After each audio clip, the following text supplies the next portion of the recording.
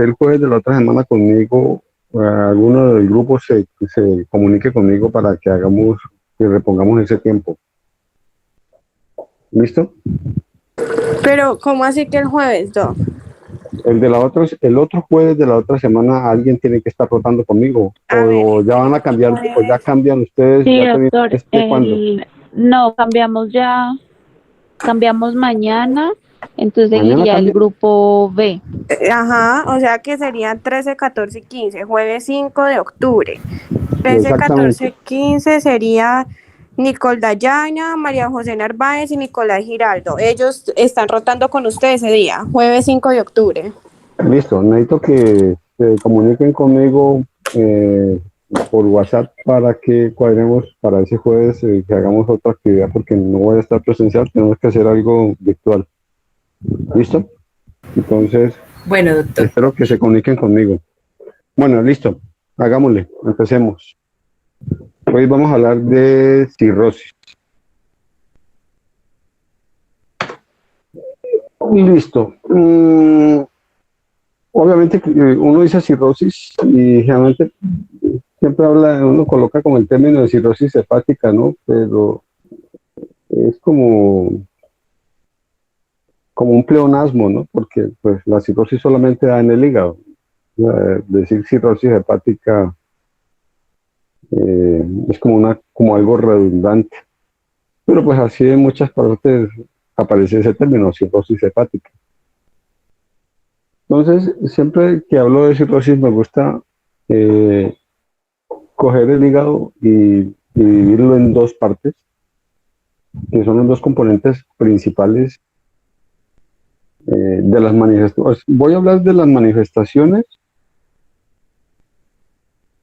en general de cirrosis, no voy a hablar de cada cirrosis, o sea, de cirrosis autoinmune, alcohólica, un capítulo cada uno porque nunca acabaría. Entonces voy a hablar en términos generales sobre cirrosis, cuáles son las manifestaciones, las complicaciones y pues cuál es el manejo que vamos a hacer. ¿Listo? Entonces, cuando hablamos de cirrosis lo divido en dos partes. Un componente que tiene que ver con la porta, o sea, básicamente con la hipertensión portal. Y el otro componente que tiene que ver es con la insuficiencia hepática.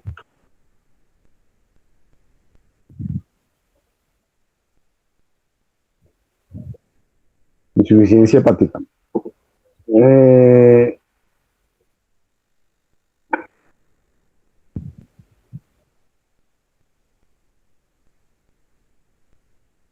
La circulación portal, o sea, ¿qué abarca la circulación portal? ¿Cuál es el componente de la circulación portal para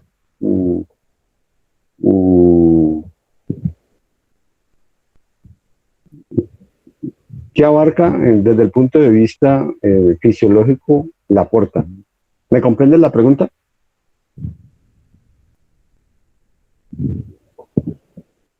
¿O no? No, doctor.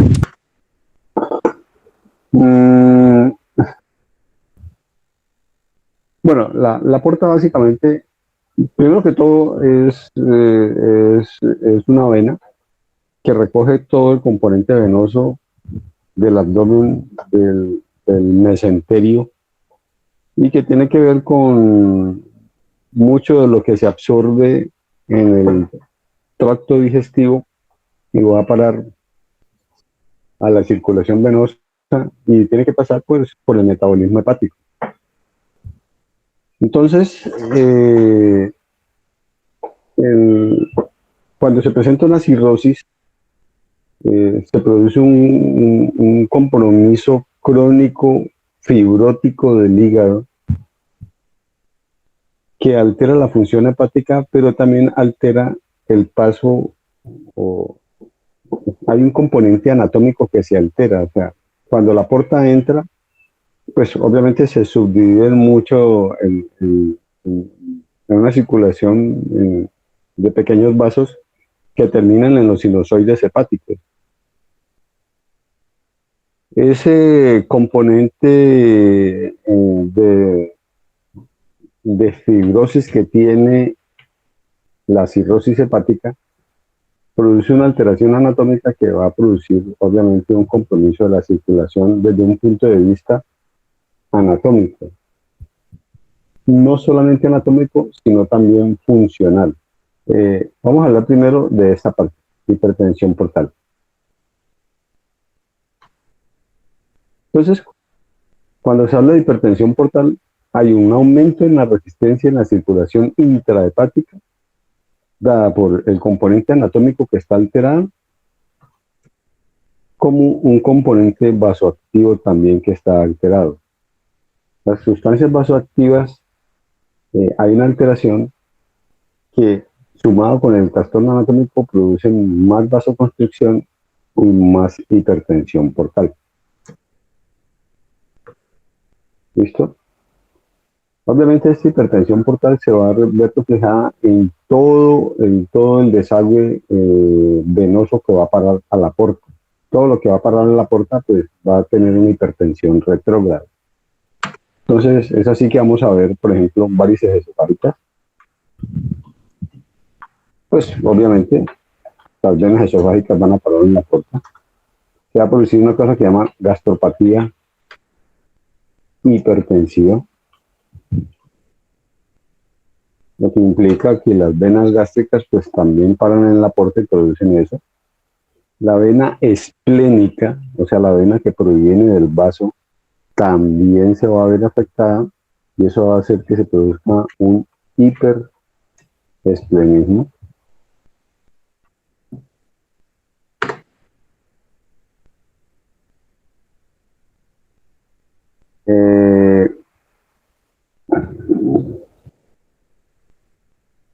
Las mesentéricas que desembocan también en la porta van a producir, sobre todo en el componente de la mesentérica inferior que desemboca en la porta, va a hacer que se produzca hipertensión en esa zona y eso se va a manifestar como unas hemorroides.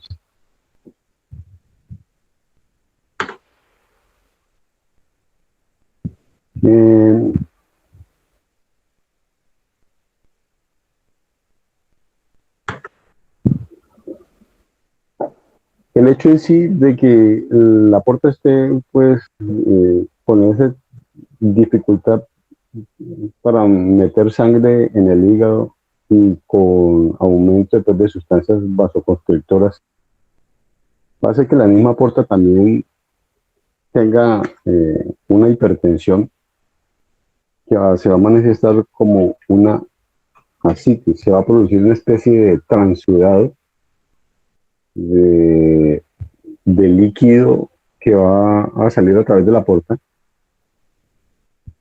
porque hay un aumento de la presión hidrostática. La otra manifestación que vemos claramente nosotros, semiología, son la circulación colateral, que son todas esas venas, esos trayectos venosos que se ven en el abdomen. Lo otro, hay una cosa que se llama cabeza de medusa, que yo creo que la habré visto una o dos veces, es muy poco. Lo más común que uno encuentra es esto, la circulación colateral. Esta cabeza de medusa, ¿qué es esta cabeza de medusa? ¿Cómo lo describen los libros?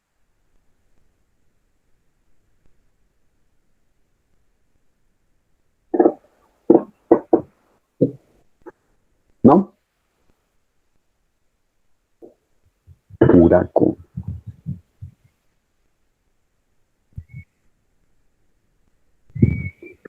¿Qué es el ligamento? El ligamento umbilical, creo que así se llama, o uraco. ¿Qué es eso?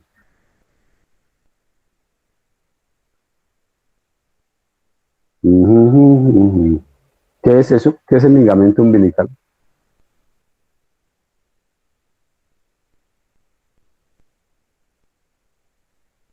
Doc, ¿me escucha? No, Pues el ligamento umbilical es el remanente de la arteria y las venas umbilicales, ¿no es? es el remanente de, sí, exactamente, de los vasos sanguíneos umbilicales en el recién, de cuando nace el bebé, o sea, en el feto, es el que lleva la sangre de la placenta hacia la circulación sistémica. Apenas nace el bebé, esos vasos sanguíneos se cierran, se colapsan y queda el ligamento umbilical. Cuando hay una hipertensión portal, ese ligamento se puede volver a recanalizar y eso puede llegar a producir una circulación como un poco de venas, unos trayectos venosos que salen del ombligo hacia la parte superior, o sea, dirigidos hacia arriba, del ombligo dirigidos hacia arriba. Le digo, yo creo que he visto uno o dos pacientes con eso, no es una cosa muy común, pero si ustedes van a ver algo así por el estilo, pues se están enfrentando con una hipertensión portal y muy seguramente con una cirrosis hepática. La principal causa de hipertensión portal es la cirrosis. Deme otra causa de hipertensión portal que no sea cirrosis. Otra causa de hipertensión portal diferente a la cirrosis. ¿Cuál? Que si no sale esa es la segunda. ¿Cuál?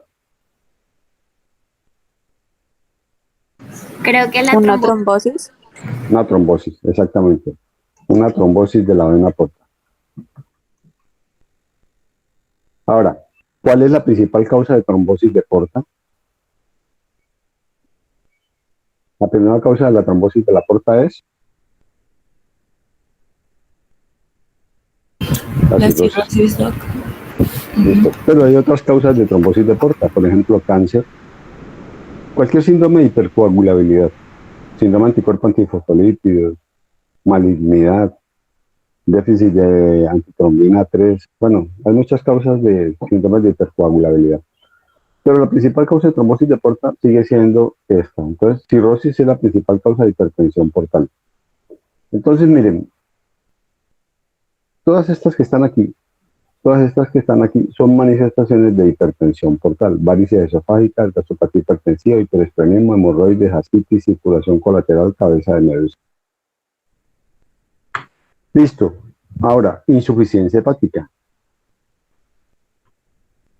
El hígado tiene unas funciones grandes en el organismo. Y esas funciones, aquí me queda faltando una que es ascitis, tiene que ver con hipertensión portal, pero también tiene que ver con insuficiencia hepática. Ahorita les menciono otros que tienen que ver con insuficiencia hepática e hipertensión portal al mismo tiempo. El hígado tiene unas funciones. ¿Cuáles son las funciones del hígado? Pues produce proteínas, los factores de coagulación, elimina toxinas, metabolismo. Metabolismo del amonio.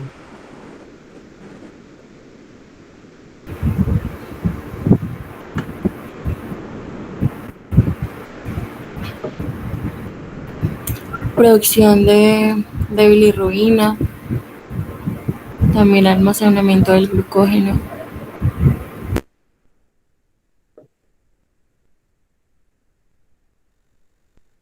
Entonces tiene varias funciones.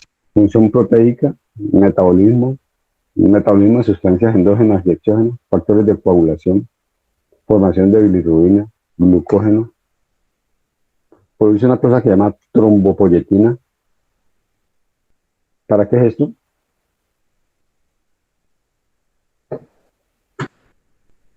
¿Para qué es la trombopoyetina, muchachos? Para las plaquetas.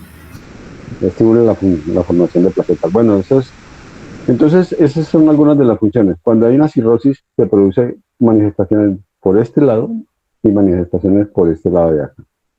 Entonces, empecemos con la parte de hipertensión portal. Vamos a hablar de varices esofágicas, hipertensión portal, y hablamos de varices esofágicas. Varices esofágicas, bueno, perdón, antes que empecemos de eso, causas de cirrosis.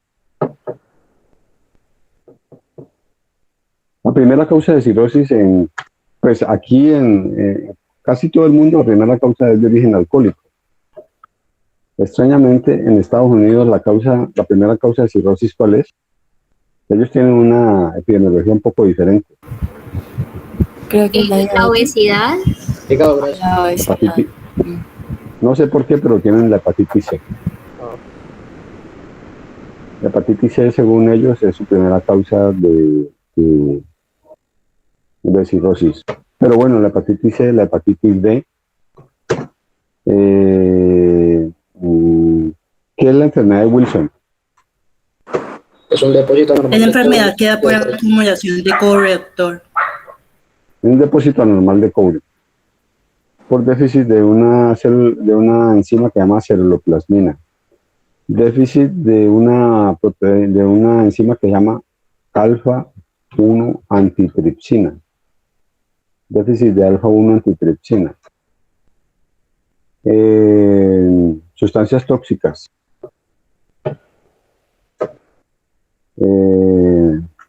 medicamentos tóxicos que producen cirrosis, depósito normal de hierro.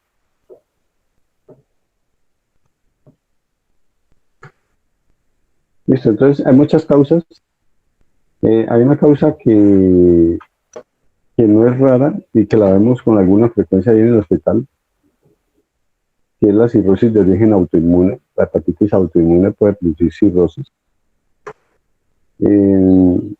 Bueno, entonces, siempre que tenemos un paciente con alguno de estos, con alguna manifestación pues, de cirrosis, debemos investigar cualquiera de estos componentes. Entonces, siempre que tengan una cirrosis, ustedes deben solicitar un cuadro hemático.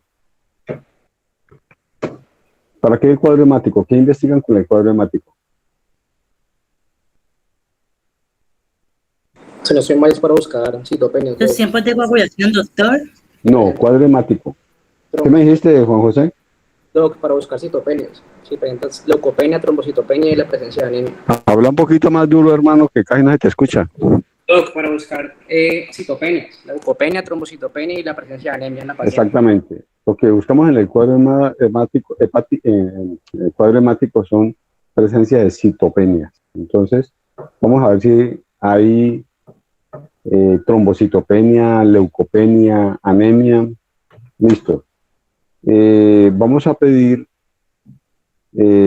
unos tiempos de coagulación.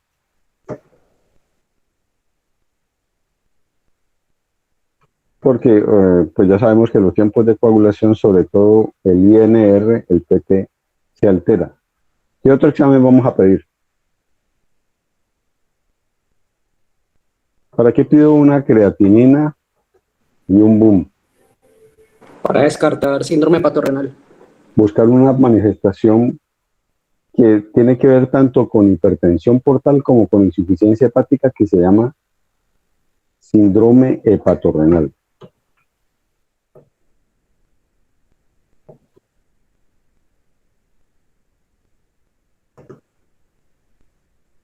¿Para qué pedimos una endoscopia de vías digestivas alta?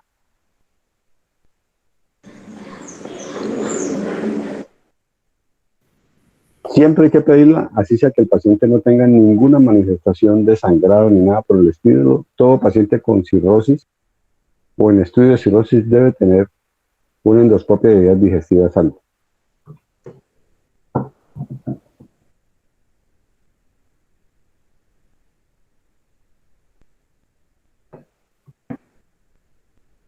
Siempre hay que pedir un antígeno de superficie para hepatitis B, anticuerpos para hepatitis C. ¿Qué más hay que pedir? Los niveles de albúmina, doctor. ¿Qué más, Mónica? ¿Qué otra cosa?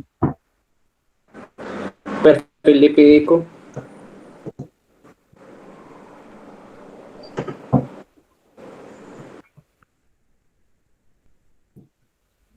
Una hemoglobina glicosilada. ¿Cuál es la primera causa de hígado graso no alcohólico? La obesidad, doctor. La diabetes, doc. La diabetes. La diabetes. La primera causa de hígado graso no alcohólico es la diabetes. Y el hígado graso es una causa de cirrosis. O sea que indirectamente una diabetes que conlleva dislipidemia nos puede llegar a producir una cirrosis. Bueno, a ver qué otra cosa nos queda faltando aquí.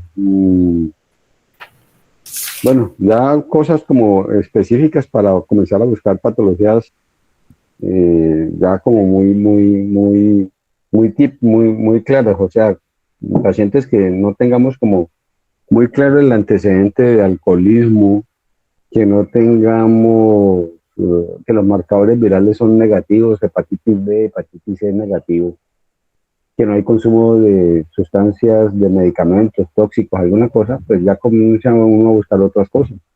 Entonces, pedir unos niveles de ceruloplasmina para buscar una enfermedad de Wilson. Esto es para esto. Pedir unos niveles de alfa 1 antitripsina. Pedir una saturación de transferrina para buscar una hemocromatosis. Pedir unos anticuerpos antinúcleo, unos anticuerpos antimitocondria y unos anticuerpos antimúsculo liso.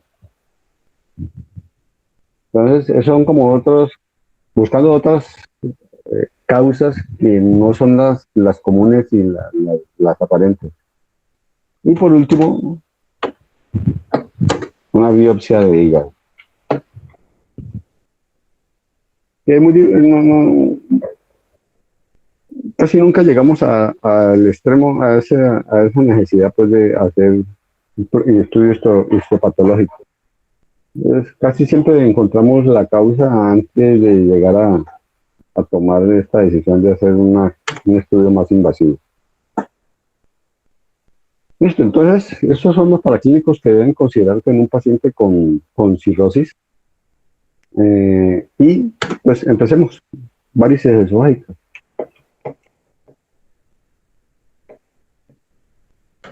Entonces, las varices esofágicas pueden manifestarse como una emergencia, una urgencia, o pueden ser diagnosticadas como un hallazgo por endoscopia.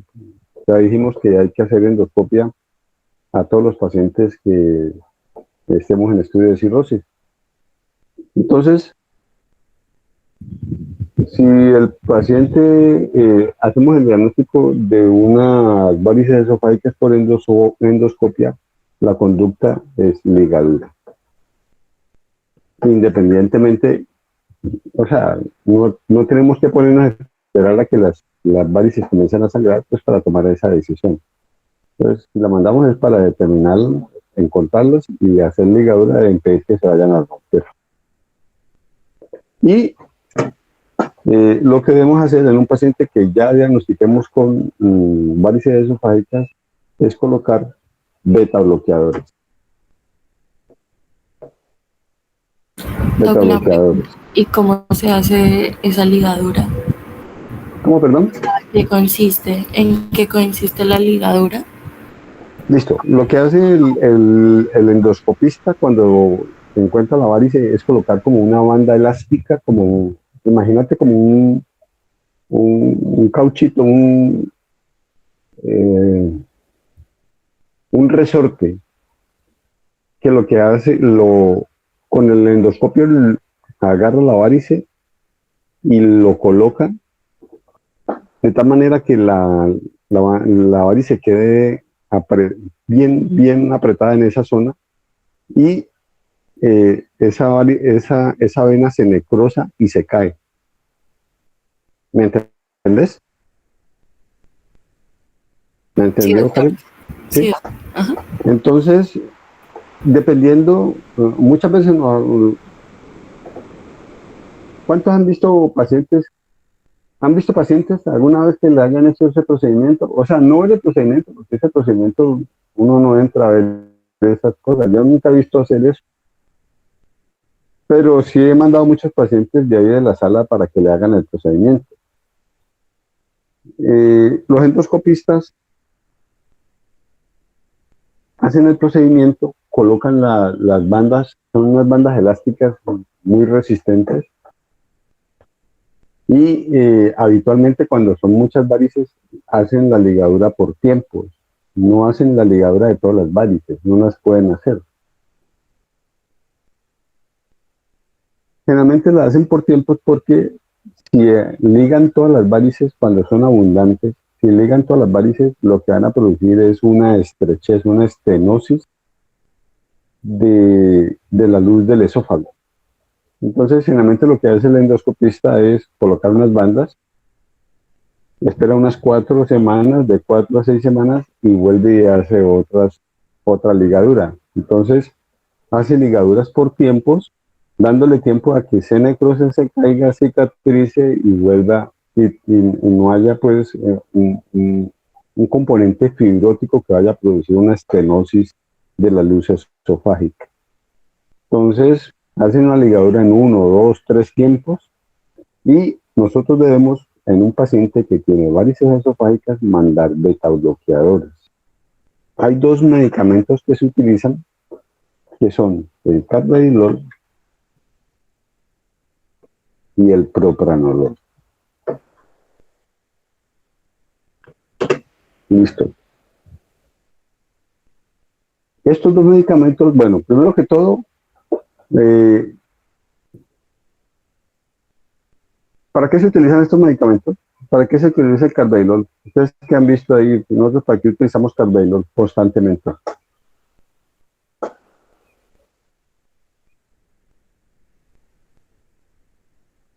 Nosotros usamos mucho carvedilol. ¿Para qué? Es un beta bloqueador, doctor, se utiliza para la hipertensión arterial, para... No es de primera línea en hipertensión arterial, es de segunda línea. Doc, porque Pero sí, produce sí, vasoconstricción esplénica. Pero no. El carvedilol, ¿para qué lo usamos? Para bajar la frecuencia cardíaca. Listo, bajamos la frecuencia cardíaca, ¿cierto? ¿Para qué patología utilizamos carvedilol? Que no sea cirrosis. ¿Para qué patología utilizamos carvedilol? Insuficiencia cardíaca. ¿Para la falla cardíaca? ICC, ¿cierto? Nosotros utilizamos carvedilol en ICC. Exactamente. ¿En qué otra patología utilizamos carvedilol?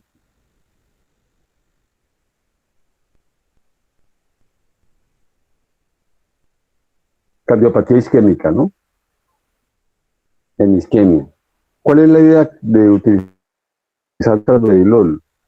Pues uno es obviamente controlar la presión arterial, pero básicamente lo que nosotros hacemos es tratar de disminuir, tiene un efecto inotrópico negativo. O sea, los beta-bloqueadores, tanto el carvedilol como el propranolol, tienen efecto inotrópico negativo.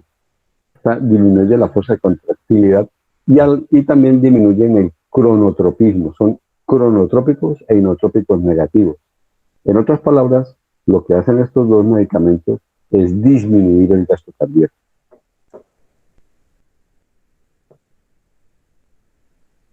¿Listo? Entonces, disminuyen el gasto cardíaco. Al disminuir el gasto cardíaco, el aporte de volumen sanguíneo a la aorta cae. Hay una disminución de volumen sanguíneo, porque estos medicamentos no tienen ningún efecto sobre la aorta. No tienen ningún efecto vasodilatador portal. Ningún efecto vasodilatador portal.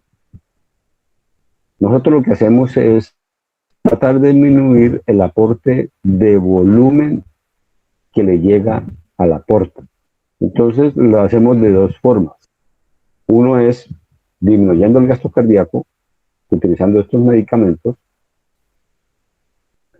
Y el otro mecanismo para disminuir el aporte de volumen es producir una vasoconstricción esplácnica. No es plénica, es plácnica, del lecho arterial esplácnico, vasoconstricción arterial esplácnica. Estos dos componentes, gasto cardíaco bajo y vasoconstricción arterial esplácnica, hacen que le llegue poca sangre, pues poca no, disminuye, bueno, sí, disminuyen la cantidad de volumen que le llega a la porta. Al disminuir la cantidad de volumen que le llega a la porta, pues obviamente todo lo que tenga que ver con hipertensión portal, todo lo que tenga con el hipertensión portal, pues va a disminuir, todos estos componentes van a disminuir el riesgo de sangrado, aquí el riesgo de sangrado, va a disminuir un poco el atrapamiento de células en el vaso, va a disminuir la presión sobre los hemorroides, va a disminuir la presión hidrostática para sacar líquidos de la porta. Bueno, entonces todo esto va a disminuir un poco. Entonces lo que hacemos con estos medicamentos es disminuir el aporte de volumen a la porta.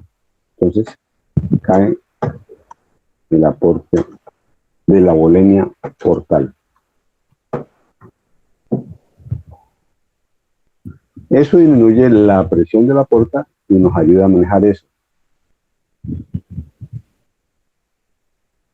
Utilizamos la dosis máxima que nos permita el paciente. O sea, debemos estar controlando la presión arterial y debemos estar controlando la frecuencia cardíaca. Tenemos el inconveniente de que en cirrosis los pacientes manejan presiones arteriales con tendencia a la baja, porque los pacientes hacen vasodilatación arterial sistémica, ellos disminuyen la resistencia vascular, ellos tienen un trastorno de sustancias vasoactivas donde se produce vasodilatación arterial y produce hipotensión, y los lechos arteriales viscerales aumenta la presión. Ahorita vemos algo para explicar, ahorita les explico qué es lo que pasa con el síndrome hepatorenal, para que me entiendan esa parte. Entonces, colocamos la dosis máxima que nos permita tanto la presión arterial como la frecuencia cardíaca. Acuérdense que el carvedilol viene de 6.25 miligramos, el propanolol viene de 40 y de 80. Carvedilol de 6.25, 12.5 y de 25 miligramos. Entonces, vamos colocando poco a poco. Si vemos que la presión baja mucho, la frecuencia cardíaca se torna muy bradicárdico, pues nos devolvemos a la dosis anterior, y si vemos que el paciente no lo tolera, pues no se le puede colocar. ¿Listo? El carvedilol y el propanolol a nivel del lecho arterial esplácnico producen vasoconstricción, porque estos dos beta bloqueadores tienen una cosa que se llama actividad simpática intrínseca. O sea, a nivel del lecho arterial esplácnico producen vasoconstricción por estímulo simpático. Los pacientes que tienen una ruptura con un sangrado, pues obviamente vienen con una hematemesis o con un sangrado en concho de café, que indica que el paciente ha sangrado y esa sangre se ha digerido en el estómago y pues ya lleva un tiempo de haber presentado pues el episodio de sangrado en esas circunstancias. Pues obviamente esto es una urgencia. Este paciente tiene riesgo de muerte, de choque hipovolémico. Siempre que nos venga un paciente con un sangrado digestivo, nosotros debemos garantizar el estado hemodinámico del paciente. O sea, ustedes ante cualquier pérdida de volumen, ya sea sangre, ya sea por vía gastrointestinal, por vía geniturinaria, cualquier pérdida de volumen con un compromiso hemodinámico, inmediatamente requiere la reposición de líquidos endovenosos cristaloides. Cuando me refiero a cristaloides, ¿qué quiero decir? ¿Qué son líquidos endovenosos cristaloides?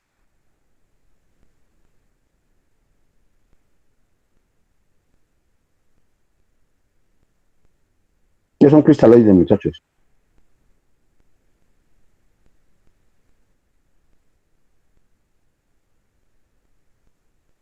Chan, cha, cha, chan, cha, cha, chan. Ahí esa pregunta está Doctor, fácil. aló, Dime, doctor, hola, ¿me yo escucha? escucho. No, pues los cristaloides. O sea, ¿cuáles son los cristaloides o qué son en sí? ¿Cuáles son los cristaloides? Ay, no. ¿Lactato de Wenger es un cristaloide? Sí, lactato de Wenger es un Hartmann, cristaloide. Ujú, ujú. ¿Y el otro? Hartmann. Es lo ¿Solución mismo, salina? solución salina. Ujú. Cuando hablo de cristaloides me refiero a que tengan sodio, que tengan cloruro de sodio. Esos cristales que tengan sal. Nosotros hidratamos y reponemos volumen con cristaloides. Nunca reponemos volumen con destroza. Nunca reponemos volumen con agua destilada. Siempre reponemos volumen con cristaloides. Los líquidos endovenosos de elección cuando hay una pérdida de volumen es el lactato de Ringer o Hartmann, es la misma cosa. Lactato de Ringer o Hartmann. Eso es lo que tenemos que colocar para reponer volemia en un paciente que está perdiendo volumen. ¿Cuánto ponemos? 1000, 2000 centímetros en bolo, dependiendo de cómo esté la presión arterial del paciente. Dejamos 200, 150, no sé. Hay que estar vigilando la presión arterial y estar vigilando el gasto urinario. ¿Cuánto debe producir de orina una persona normalmente?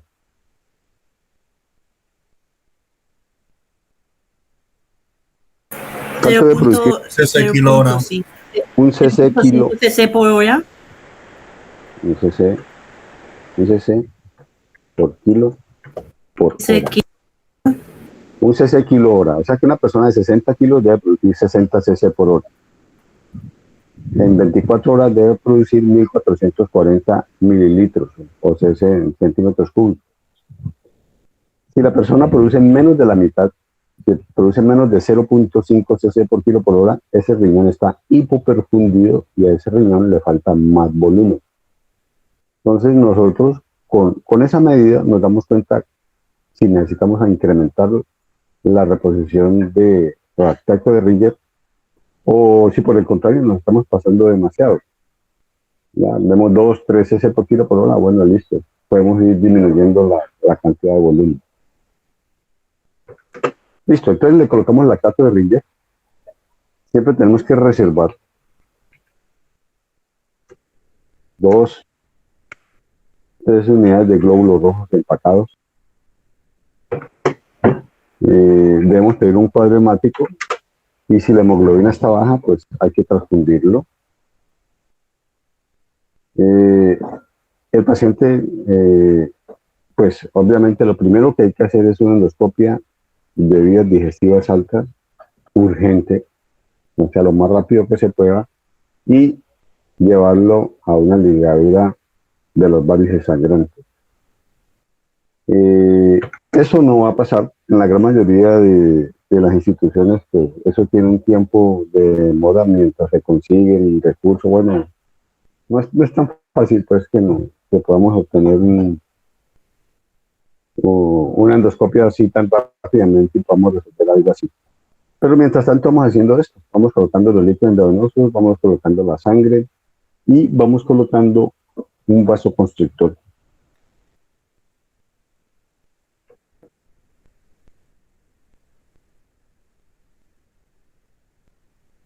Vasoconstrictor del lecho arterial, que quiero que actúe a nivel del lecho esplágnico, un vasoconstrictor de arterias esplágnicas.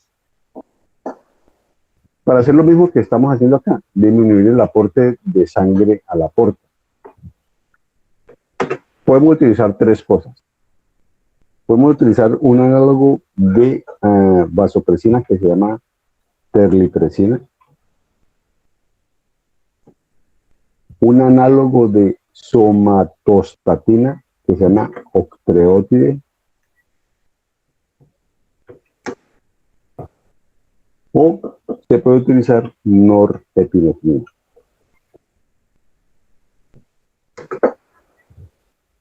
¿Listo? El objetivo es exactamente el mismo de acá.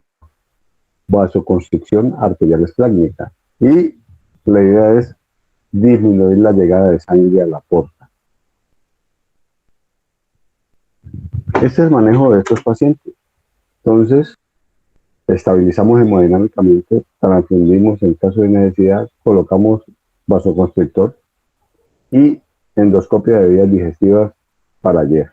Esto lo hacemos de forma oportuna y rápida. Listo. Ese es el paciente con varices esofágicas. El paciente con gastropatía hipertensiva. Ah, carajo. Bueno. El paciente con gastropatía hipertensiva, pues, si comienza a sangrar, el manejo es con endoscopia. Se hace una escleroterapia. Los endoscopistas colocan un medicamento que produce esclerosa los vasos sanguíneos sangrantes. El hiperesplenismo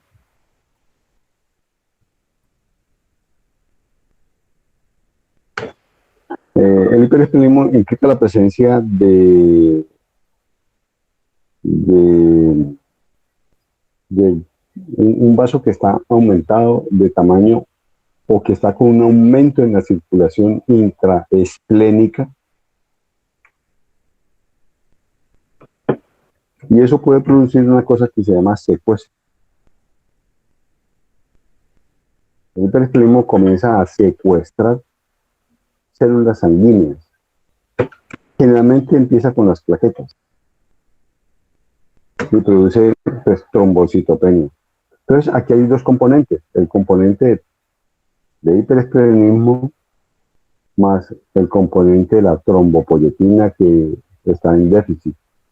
Entonces, el paciente hace una manifestación de trombocitopenia que puede ser una combinación ahí tanto de hipertensión portal o insuficiencia hepática.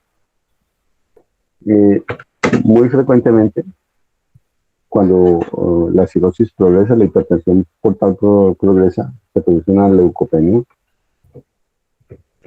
Y a lo último se le asocia una anemia y el paciente hace una pancitopenia. En estos casos ya tan extremos, el manejo de estos pacientes es con un trasplante de hígado.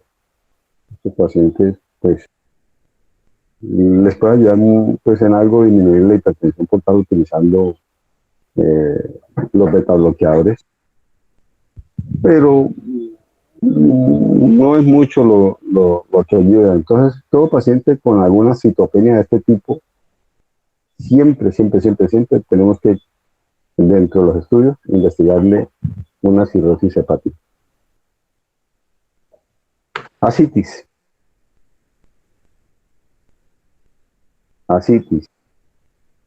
Bueno, hemorroides, la manifestación es el sangrado rectal, la rectorragia. El manejo es con endoscopia en ligadura y, pues, tratar de prevenir con el manejo de los betabloqueadores. Ascitis le decía que tiene dos componentes: la hipertensión portal y la insuficiencia hepática. Acuérdense que dentro de un vaso sanguíneo, en el interior de un vaso sanguíneo, hay dos presiones. Está la presión hidrostática y está la presión oncótica. La presión oncótica, ambas presiones son antagónicas.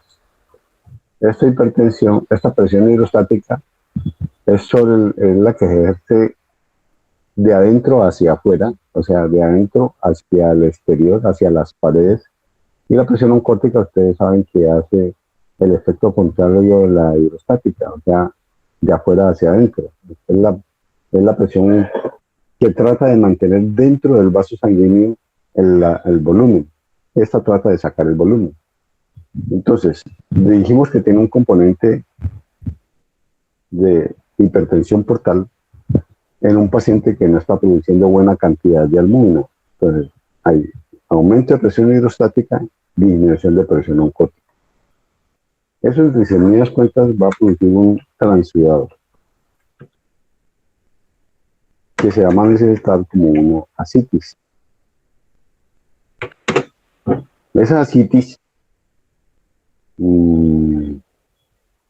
va a tener una característica que va a ser un líquido con muy poco contenido de proteínas.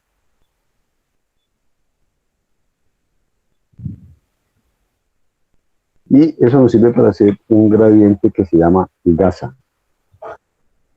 Gradiente es una resta entre la albúmina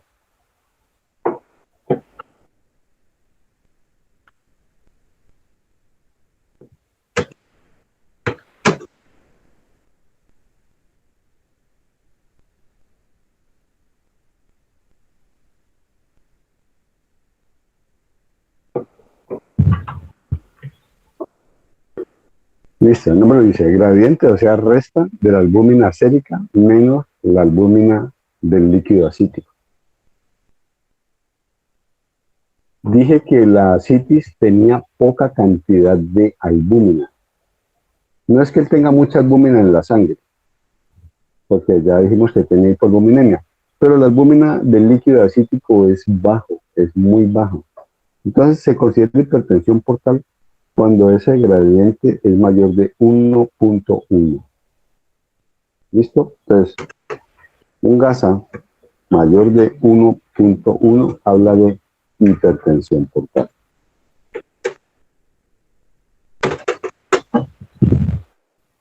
Cuando el gasa es menor de 1.1, quiere decir que la ascitis tiene muchas proteínas. Y la causa de eso es inflamación. Cualquier proceso inflamatorio, infeccioso, cancerígeno, autoinmune, va a producir muchas proteínas en la albúmina de la ascitis.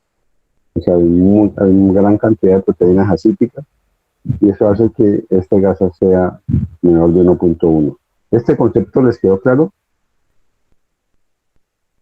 Sí, señor. ¿Listo? Entonces, ¿cómo hacen eso? Pues, obviamente tienen que hacer una parasintesis. La parasintesis, ustedes solicitan un citoquímico. El citoquímico les da tres informaciones importantes. Le da la albúmina,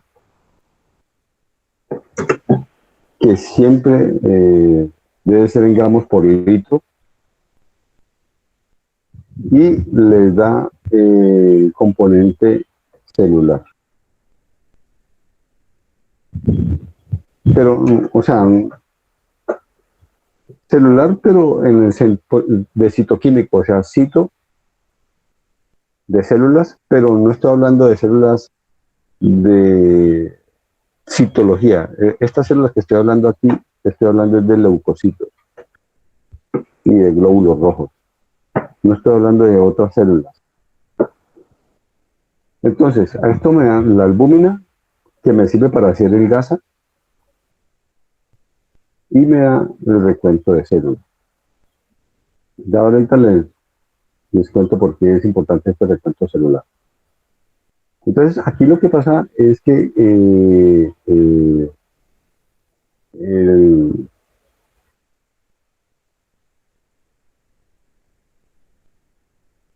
¿han visto pacientes con ascitis en el hospital? ¿Han visto, les ha tocado pacientes con cirrosis y ascitis? ¿O todavía no les ha tocado ver un paciente así con circulación colateral o algo? Los que han estado rotando en salas de medicina. En este momentico no creo haber visto, pero yo, al menos en mi sala no hay. No tengo ninguna con ascitis. No sé, creo que en medicina 2 tampoco.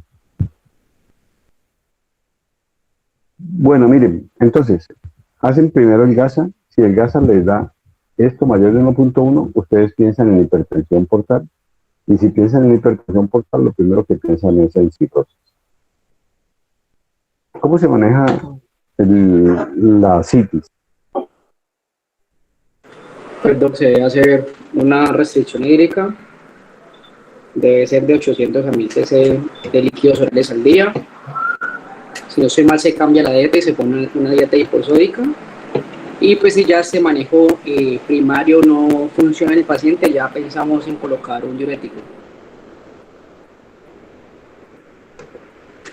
Listo, entonces restricción de líquidos, dieta hiposódica, y si la cuestión no mejora, ya pensamos en colocar diuréticos. El diurético de elección es la espironolactona. Es un diurético bastante malo, no es potente, pero resulta que los pacientes con cirrosis hacen hipocalemia. Entonces necesitamos un diurético ahorrador de potasio. Necesitamos un inhibidor de receptor de mineralocorticoides. Denme un momento, por favor. Un momento.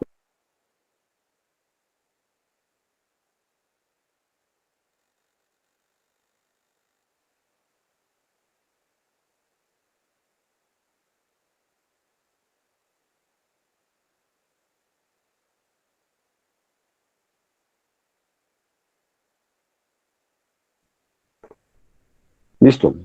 Entonces, utilizamos espironolactona porque nos ayuda a ahorrar potasio. Pero como les dije, es un diurético bastante regularete. Entonces, realmente nosotros que combinarlo con algo más potente, que es la furosemida. La combinación es 1:1. Tabletas de espironolactona de 100 miligramos más tableta de furosemida de 40 miligramos. Combinación de 1:1. 100 miligramos de espironolactona más 40 miligramos de furosemida. Lo máximo que podemos colocar de esta combinación son 4 tabletas de cada uno. 4 de espironolactona y 4 de furosemida. O sea, 400 de espironolactona o 160 de furosemida. Colocar más medicamento, más diurético por encima de esto no ofrece ninguna ventaja. Y por el contrario, lo que hacemos son efectos adversos más que efectos beneficiosos. Cuando un paciente nos llega pues a una citis de esto, pues una citis refractaria, ese paciente pues, también es tributario de reemplazo de trasplante de hígado.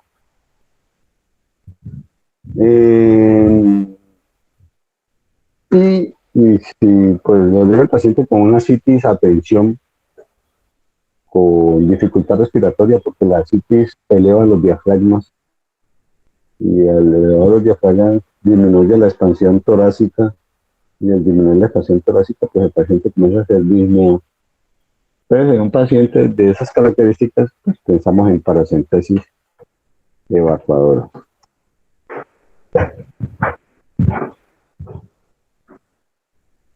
Entonces lo que está descrito es que podemos sacar hasta 5 litros de líquido acítico de un solo taco, de un solo drenaje. Podemos sacar 5 litros.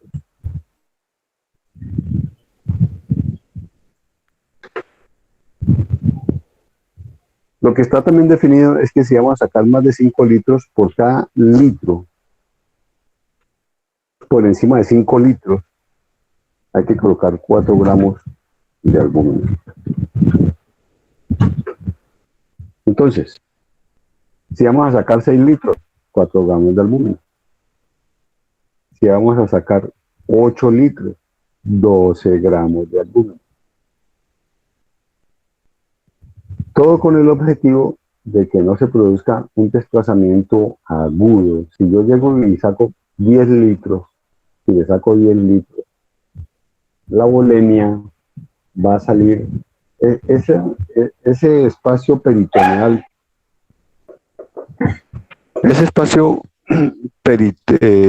peritoneal que está lleno de líquido acítico, está en equilibrio con el espacio vascular. Hay un equilibrio entre los dos. si uno hace una extracción abrupta de gran cantidad de volumen de alguno de los dos espacios, el volumen se va a desplazar hacia el espacio que quedó con menos cantidad. Entonces, si yo saco, pongámosle 10 litros, saco 5 litros más, otros 5 litros más, sin colocar algo que mejore la presión oncótica, se va a producir un desplazamiento del espacio vascular hacia el espacio peritoneal y el paciente va a tener un choque hipovolémico. Entonces, no hacemos grandes extracciones de volumen a no ser de que tengamos albúmina para hacer esas gracias. ¿Listo? Habitualmente lo que yo hago es sacar 2 litros entre 1500 y 2000 y generalmente coloco un frasco de albúmina cada 12 horas. O sea, la albúmina brilla por su ausencia en el hospital. Entonces, tratamos de sacar pocas cantidades y tratamos de sacar líquido, pero colocando poca cantidad de albúmina en un periodo de tiempo prolongado. Generalmente nos ha ido bien, no hemos tenido inconvenientes de hipotensión ni nada por el estilo. La complicación que se puede presentar con la ascitis es que se produzca una cosa que se llama la peritonitis espontánea o peritonitis primaria, que se debe a un traspaso de las bacterias de la luz intestinal hacia el espacio peritoneal. Ese traspaso tiene el nombre de translocación. Esa translocación coloniza el espacio peritoneal, habitualmente es E. coli, coloniza el espacio peritoneal, lo infecta y produce una peritonitis que se manifiesta con dolor abdominal. Y puede llegar a producir signos de respuesta inflamatoria sistémica. ¿Qué hay que hacer? Pues, obviamente, tomamos un cuadro hemático, hacemos una parasintesis, hacemos un citoquímico, un gramo y un cultivo de líquido así.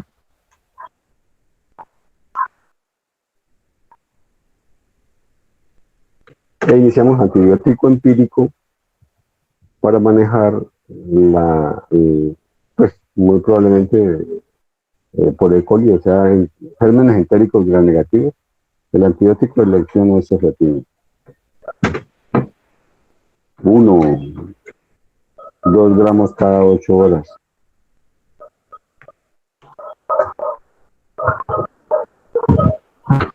¿Listo? Esta es la complicación de la ascitis.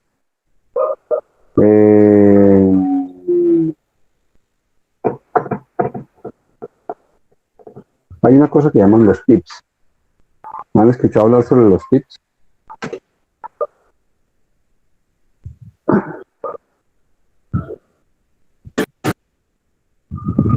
¿Han escuchado hablar sobre los tips?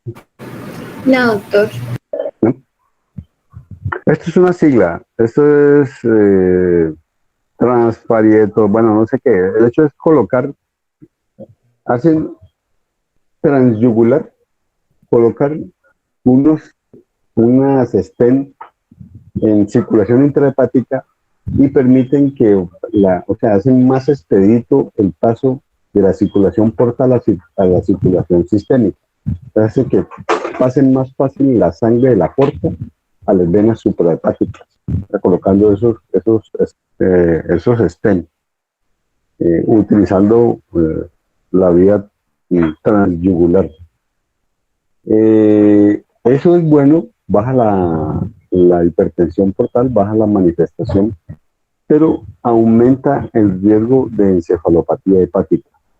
Entonces, los tips de pronto tienen utilidad en un paciente que está en un plan de trasplante hepático, está en un listado pues, de donantes y algo por el estilo, y entonces para darle tiempo y tratar de disminuir su hipertensión portal severa, pues les colocan estos tips. Pero como les digo, la poca funcionalidad que tiene el hígado se pierde Y la circulación portal mete mucha sustancia a la circulación sistémica, pasan rápidamente y aumenta el riesgo de encefalopatía hepática.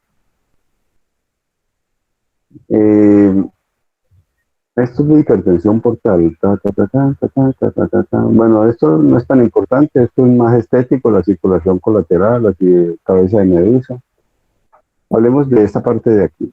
De aquí yo quiero que hablemos de esta parte de aquí y dejamos el resto para el próximo miércoles. Ustedes tienen el examen la otra semana, ¿cierto? Sí, señor. Bueno, entonces, insuficiencia hepática.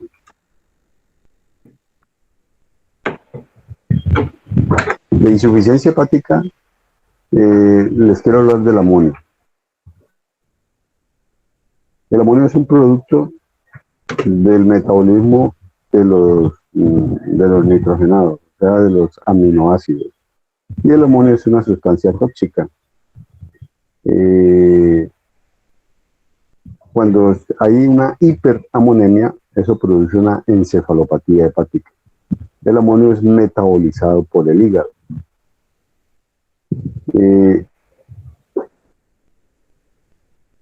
La manifestación clínica de estos pacientes, ellos comienzan con cambios de comportamiento,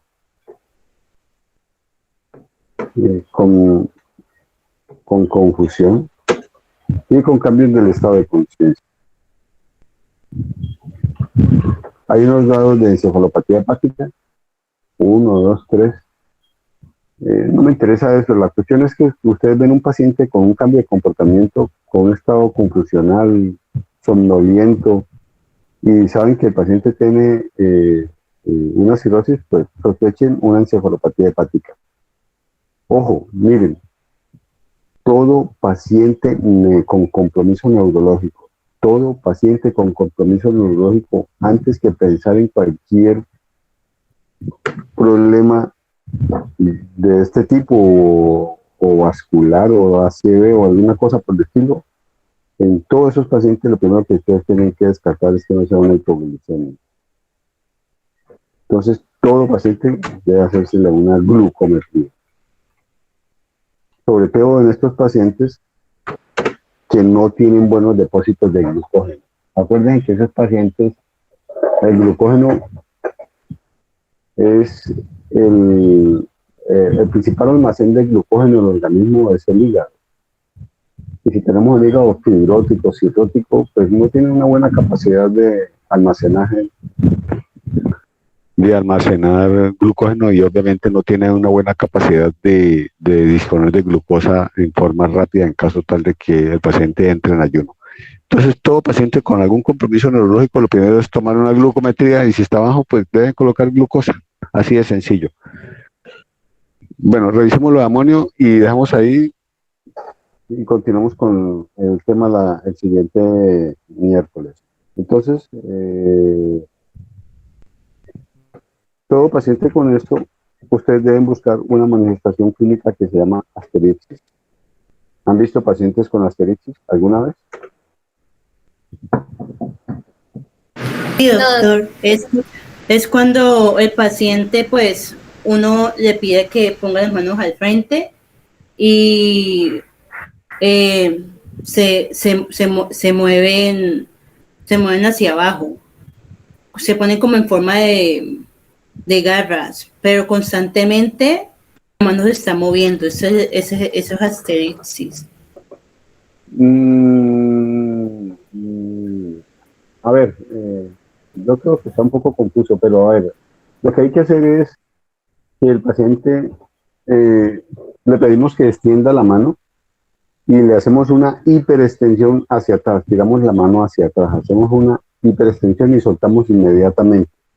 O sea, cogemos los dedos, la punta de los dedos, e hiperextendemos hacia atrás, o sea, hacia la región dorsal, no hacia la región palmar, sino hacia la región dorsal. ¿Listo? Entonces, hacemos una hiperextensión hacia atrás y soltamos inmediatamente. y el paciente se devuelve haciendo un aleteo en la mano. Eso es lo que se llama asterix. ¿Listo? Y eso es un indicativo de encefalopatía que se puede dar tanto en encefalopatía hepática como en encefalopatía urémica. En los dos se puede llegar a producir asterixis. Entonces, compromiso del estado mental, confusión del estado de conciencia, bueno, con asterixis positivo, le hace sospechar a ustedes que tienen una encefalopatía hepática y obviamente deben pedir unos niveles de amonio. La principal fuente de amonio en estos pacientes proviene del intestino y provienen del metabolismo de las bacterias intestinales. Nosotros tenemos una microbiota intestinal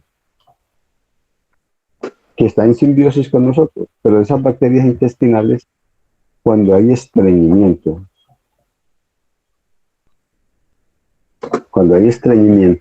esas bacterias intestinales aumentan su metabolismo y su producción de amonio.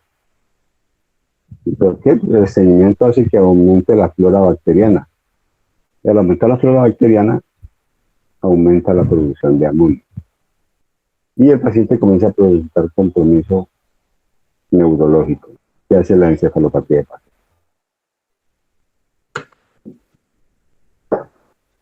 Pedimos los niveles de amonio, descartamos que no esté un componente infeccioso porque las infecciones también pueden producir encefalopatía hepática. Hay que tomar un hemograma, hay que verificar cómo está el uroanálisis, verificar que no tenga un compromiso pulmonar. O sea, buscar siempre un proceso infeccioso asociado. Y si no, el paciente está excursando con la causa más común de encefalopatía hepática, que es esta, el estreñimiento. ¿Qué tenemos que hacer? Pues si la causa es esa, tenemos que limpiar el intestino. Tenemos evacuantes. 2, 3 enemas. No sé, el hecho es que dejar completamente limpio el intestino. Segundo, colocar lactulosa, que es un laxante. La lactulosa es un disacárido. Es un disacárido que produce una diarrea de características osmóticas. ¿Qué significa eso?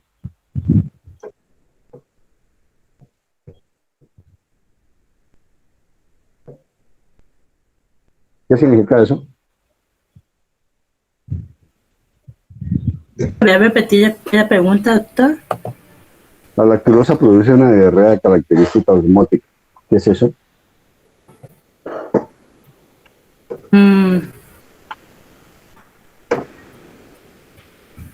Listo. Como es un disacárido que no se parte, pasa lo mismo que con la intolerancia a la lactosa. Exactamente lo que pasa con la intolerancia a la lactosa. Cuando una persona tiene intolerancia a la lactosa, no parte la lactosa,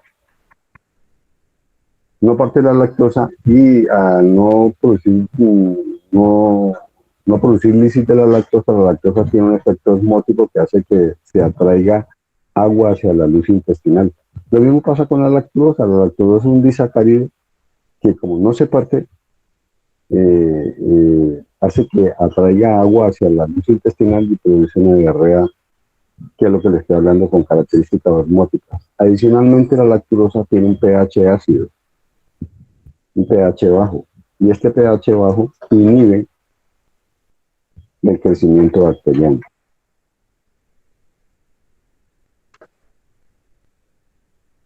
Entonces colocamos enemas evacuantes, colocamos lactulosa para limpiar el intestino y a su vez colocamos esa lactulosa pensando en este pH, y adicionalmente colocamos un antibiótico intraluminal.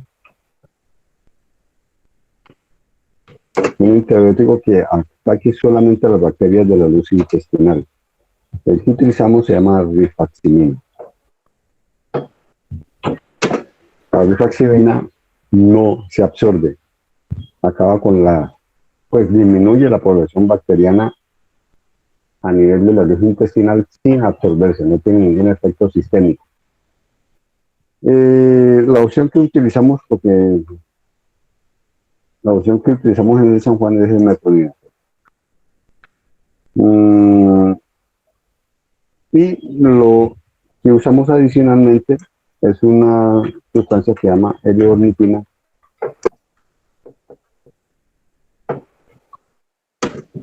que coge el amonio y lo convierte en urea. Y esto permite que el amonio se elimine por vía urinaria. Ese es el manejo de pacientes con encefalopatía hepática. Bueno, listo muchachos, dejemos ahí. La próxima vez terminamos lo que nos queda faltando de cirrosis. Hablamos un poco sobre proteínas, factores de coagulación, síndrome hepatorenal. Y terminamos de ver esto y comenzamos a ver VIH. ¿Listo? ¿Preguntas hasta ahora? Doc, una pregunta, entonces, como el parcial de nosotros es la próxima semana, ¿cuáles son los temas que entran entonces? O sea, ¿qué preguntas le va a mandar a la Anemias, doctora? lo que revisamos de anemias y esto que revisamos de cirrosis, no más. Listo, Doc. ¿Listo? Hasta aquí, hasta encefalopatía hepática, hipertensión portal y encefalopatía hepática. Y anemias. ¿Listo? Bueno, gracias. ¿Alguna otra pregunta? ¿Algo más? Gracias. ¿Cómo?